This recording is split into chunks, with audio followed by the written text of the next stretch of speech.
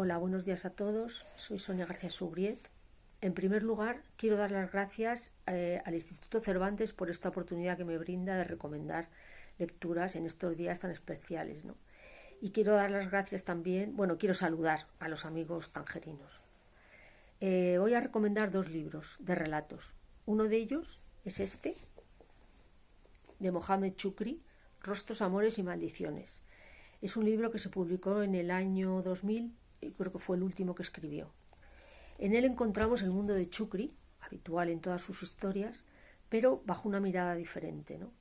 Es una mirada teñida de cierta melancolía, no solamente por este punto de vista, sino también por el tiempo que deja su huella en las historias, ¿no? El paso de la vida, cómo se va reflejando en los personajes que en ellas aparecen. Chukri hace de alguna manera un recorrido sentimental en este libro, ¿no? Al encuentro de amigos, en el recuerdo de muchos tipos que él conoció en Tánger. Muchos de ellos son personajes habituales en Chukri, es decir, rozando la marginalidad. Son jugadores, son bebedores, son seres solitarios, pero sobre todo lo que les une es que están en un momento de su vida en el que ya ha pasado la juventud, en el que están, digamos, en el último tramo, ¿no? Frente ya destinados hacia un final, hacia una enfermedad, hacia una muerte, hacia lo que sea, ¿no? Pero lo importante es eso, que están ya en el último tramo de su vida. Aparece, por ejemplo, un viejo boxeador, amigo suyo, que tiene un restaurante, y Chukri rememora su historia cuando era un personaje conocido, joven, y cuenta también la última época, ¿no? sus últimos años.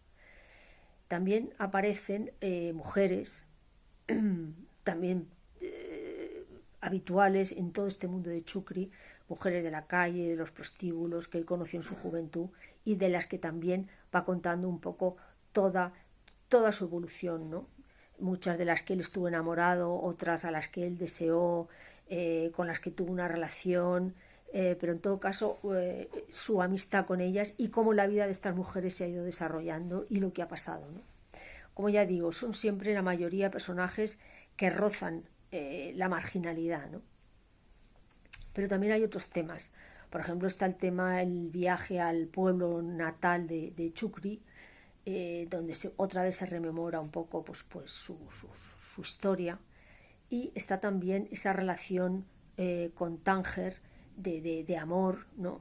Con esta ciudad a la que él llama la ciudad de mis maravillas, que él no quiere abandonar, ¿no? Hay un relato muy bonito que se llama No hay viaje, que habla de un tal Ricardo que cada vez que cruza la pasarela del barco para irse a España se arrepiente y vuelve otra vez a la ciudad, ¿no? Y cosa que a Chukri también le ocurría, ¿no? El planear el viaje, ya se iba y al final no dejaba nunca Tánger, ¿no?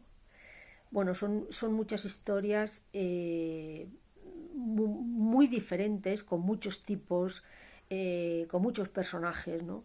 Y en los que la ciudad de Tánger tiene un protagonismo enorme también, como otro personaje, ¿no? Está presente en todo. Chukri habla constante de ella, rememora historias de su pasado, se ve también cómo el paso del tiempo la ha ido transformando. Chukri nos cuenta recorridos, habla de bares, por ejemplo nos cuenta la historia del Dins, de lo que ocurrió, de cines, de cafés, es decir, la ciudad está como un personaje más, ¿no? También nos habla de su historia, en fin, está entremezclada a todo ese paso de la vida por la ciudad y sus personajes, ¿no? Lo que sí que quiero dejar claro es que este velo de melancolía, ¿no? que tiñe todo el libro, nos deja ver un Chukri asentado ya, un Chukri maduro, un escritor muy consolidado, un hombre que ha vivido una vida como la suya, ¿no? Con unas experiencias, y está visto desde un punto de vista de una madurez que le da al libro una profundidad y un peso enorme, ¿no? Pero esta melancolía no quiere decir sentimentalismo, ni mucho menos. El estilo de Chukri es un estilo como el de siempre, como su estilo de siempre, ¿no? Una escritura vigorosa, fuerte, directa, sincera, con esos saltos de humor a veces, con ese tono a veces como un poco enfadado, ¿no? Pero que por una parte esta melancolía y ese estilo, ¿no? Con tanta fuerza hacen un libro de una profundidad y una belleza enorme, ¿no? Por eso lo recomiendo, ¿no? Y sobre todo ver en este libro también esa capacidad que tiene Chukri de convertir cualquier historia y cualquier personaje en pura poesía, ¿no? El otro libro que quiero recomendar es este, Cuentos de Odessa, de Isaac Babel, el escritor ruso, suficientemente conocido. Es un escritor, como se sabe, ¿no?, que en la época stalinista fue encarcelado en un campo de concentración y fusilado. Dejó muy poca obra, pero vamos, la suficiente para considerarlo uno de los grandes escritores de relatos, escritores actuales, ¿no?, del siglo XX. Y Cuentos de Odessa es un cuento también, es un libro autobiográfico, pero que trata no de la madurez, sino de la infancia, ¿no? Hay un cuento que se llama El despertar, que no voy a contar de qué trata, pero ya el título es muy significativo, ¿no? El despertar a la vida, el despertar a la experiencia, el despertar a una vocación. Es decir, aquí aparece otra ciudad como gran protagonista también del libro, que es Odessa, la ciudad natal de Babel, y es una ciudad que aparece en plena ebullición, ¿no? Es una ciudad, de hecho hay un cuento que se llama Así se creó Odessa, ¿no? Y entonces nos deja entrever esa ciudad en plena ebullición, donde se hacían fortunas y se arruinaban en poquísimo tiempo, llena de maleantes, de ladrones, de prostitutas, de apóstatas, una ciudad llena de pecado, ¿no? Y aparece también en este libro con una fuerza enorme. El hilo conductor de muchas de estas historias de Odessa es un bandido bueno, que lo llaman el rey, y que se llama Benia Krik. Este va a ser un poco el hilo conductor. Es un bandido con personalidad que lo que hace es ayudar a los pobres. Y aparece en medio de esta Odessa en plena efervescencia, pues con sus bandas, con sus luchas, con sus robos, con sus ayudas, ¿no? Pero también aparecen cuentos sobre la infancia de Babel.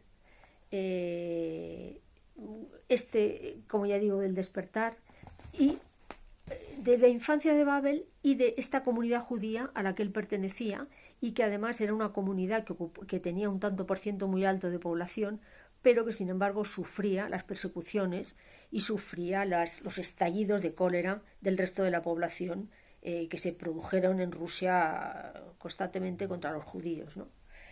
Y en una de ellas, por ejemplo, cuenta cómo el vecino, el hombre bueno de la esquina de la calle, bonachón, que juega con los niños, de repente se vuelve el enemigo, y unido por un estallido de cólera de la población, y destrozan pues las casas, los negocios, etcétera, ¿no?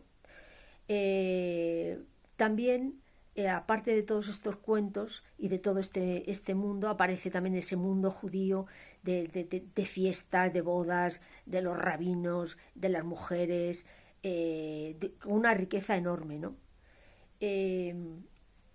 Babel cuenta, Ilya Ehrenburg, hablando de Babel, que lo conoció, decía que lo arrastraba a las tabernas estas de mala muerte de Odessa, donde estaban llenos de ladrones, de borrachos, de prostitutas, todo el hampa y todos mezclados, y que a Babel eso le apasionaba, porque decía que en la fealdad es donde está la belleza, ¿no?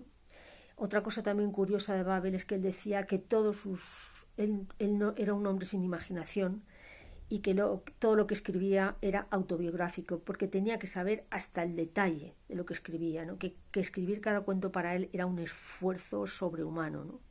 Y bueno, aquí está el resultado, ¿no? El resultado son estos cuentos que son una maravilla, ¿no? Y con un estilo también vigoroso, un estilo con una fuerza, con unas imágenes sorprendentes, ¿no? Quiero leer simplemente una frase de una descripción. Es un relato que se titula El rey, que es de Benia Krik, que se va a celebrar una boda, ¿no? Y cuenta cómo están las mesas de la boda colocadas. Dice, Eran tantas las mesas que la cola asomaba por el portón a la calle Hospitalaria. Cubiertas con terciopelo, las mesas serpenteaban por el patio como culebras de vientre recosido con remiendos multicolores. Cantaban con voces graves los remiendos de terciopelo naranja y rojo.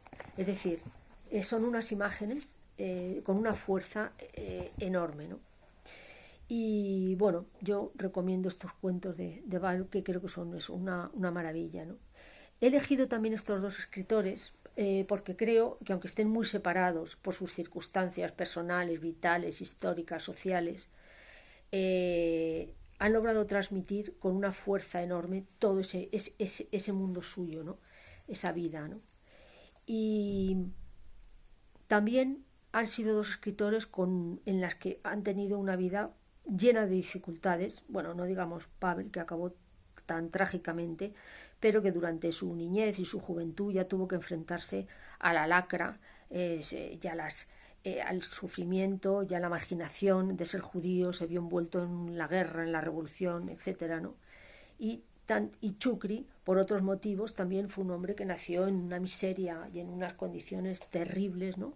Como todos sabemos, que fue analfabeto hasta los 20 años, que con un esfuerzo enorme aprendió a leer, a escribir, fue maestro de escuela y luego se convirtió en el escritor que él quiso ser, uno de los más prestigiosos de Marruecos. Es decir, que estas dos personas hicieron contra todas las barreras, todas las dificultades, todos los obstáculos enormes de la vida, hicieron un esfuerzo enorme para crear una obra literaria que ahora nosotros tenemos la oportunidad de leer, que nos va a transmitir y nos va a aportar tantísimas cosas en estos tiempos, ¿no?